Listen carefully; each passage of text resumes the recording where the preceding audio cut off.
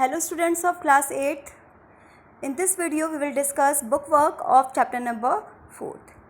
Starting with page number 71, working with language. First number, fill in the blanks below using had to, have to, has to. So had to is used with past tense, have to and has to with present tense. I dash cut my hair every month. Every month indicates present tense. So we will use here I have to.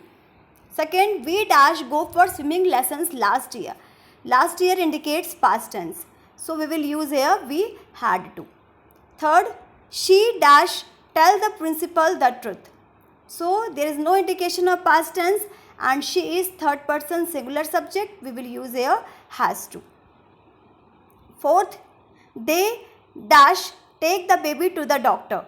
So we will use here had to. Fifth, we dash complain to the police about the noise. So we is plural subject, first person plural subject. So we will use here have to. Sixth, Romit dash finished his homework before he could come out to play. So could indicates you past tense. So we will use here had to. I dash repair my cycle yesterday. Yesterday indicates past tense. So we will use here had to. Question number 3rd. Study the sentences in the columns below. I saw this movie yesterday. Bipin Babu worked here for a week last year. Chunilal wrote to a publisher last week. So in these all sentences, we have an adverbial of past tense like yesterday, last year, last week. And all these sentences are of past simple tense. In B column, I have seen this movie already. Bipin Babu has worked here since 2003. Chunilal has written to a publisher. So with I have, Bipin Babu has, Chunilal has, all these are present perfect tense because there is has or have plus V3 form of verb. Compare the sentence in the two columns, especially the verb forms. Now answer, which column tells us the Bipin Babu is still working at the place. So column B indicates because present perfect tells us that something happened in the past but its effect is in the present time.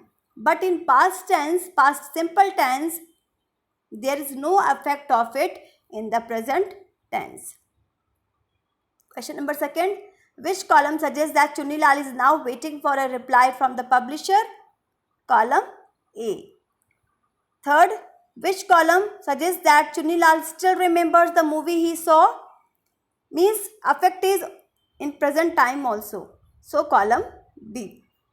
Which column suggests that experience of visiting Ranchi is still fresh in the speaker's mind? Means affect is in the present time also. So column B tells this about. Page number 72. Given below are jumbled sentences. Working in groups, rearrange the words in each sentence to form correct sentences. You will find that each sentence contains an idiomatic expression that you have come across in the lesson. Underline the idiom and write down its meaning. Then use your dictionary to check the meaning. First, if we arrange it, it becomes stop beating about the bush and tell me what you want. And its idiom is beating about the bush. It means avoiding the main topic. किसी main topic को avoid करके बाकी other matter पे बात करना, किसी point पर सीधे तरीके से नहीं आना. Second, if you don't pay attention to the announcement, you might board the wrong train. Here idiom is pay attention. It means listen carefully. ध्यान से सुनो. Third, the villagers tried to pin the crime on the young woman. Here idiom is pin the crime.